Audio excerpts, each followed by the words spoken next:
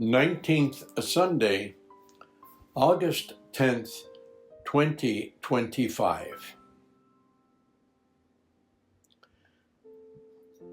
As we begin our reflection today, may I invite you to restate with me the words of the beautiful Psalm 39.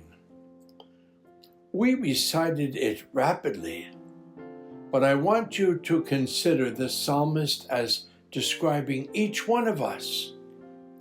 He says, "Blessed the person, me, the person that God has chosen to be his own." That is who we are. The person with whom we came to worship, the person sitting next to me or across from you at table.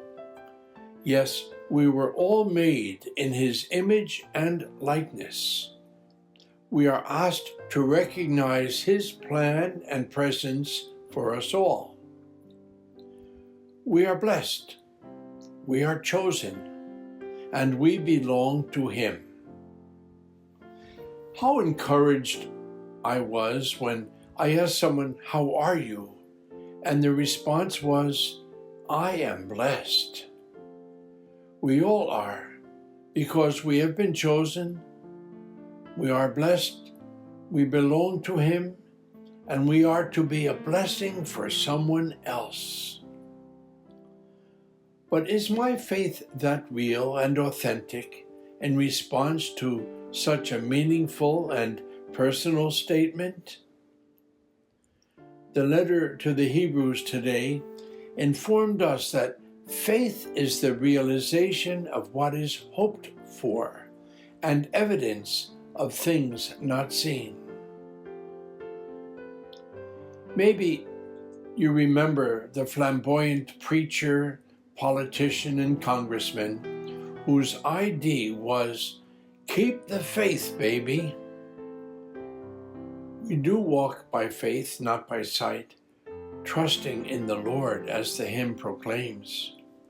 But I disagree with the congressman, because I firmly believe that being gifted with faith, we are called not to hold onto it, to keep it, but to bring it and to share it, to talk about it, not just when I am here, but when I return home and go to work this week. If the time you spend listening today speaks to your heart, where your treasure is, doesn't it make sense to keep it alive and speak about it later? We work for the realization of our hope in this Jubilee year of hope, and we evidence our faith by our deeds. Remember the lyrics of the song, "Love isn't love till you give it away"? Perhaps we can say the same about the gift of faith. The words of a homily soon fall to silence, but they should echo in your thoughts and conversation. Do I dare challenge you to speak to at least one person this week about how you feel about your faith, its influence and impact in your daily living? We sometimes speak about what we disagree with or criticize, but how about something positive to encourage another in their faith? How about sharing something positive you heard and reflected upon? Speak about what you have heard today in the homily or in a hymn we sang.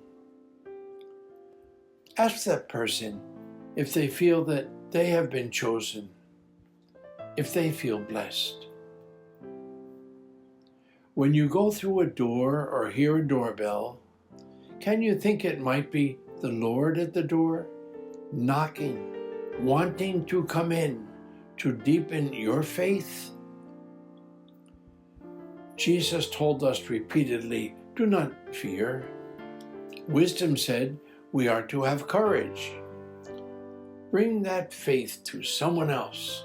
Strengthen your own faith by speaking about it with someone.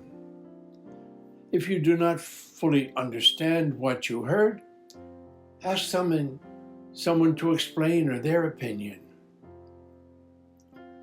The words of Jesus speak loudly, telling us today that the Father wants to give you a gift, the kingdom, which is a treasure for us all. Are you ready to accept it? We do not fear, but we go forward knowing He accompanies us, doing our part for His reign, His kingdom, His church. We are here because of the good news, which, simply put, is that God gives to us His reign, and we welcome it. Don't be afraid to speak up about your faith, God's choice of you. Realize your hope. Give it evidence that can be seen. Where is your treasure? Your heart? Your courage? How real and dynamic is your faith? God bless you.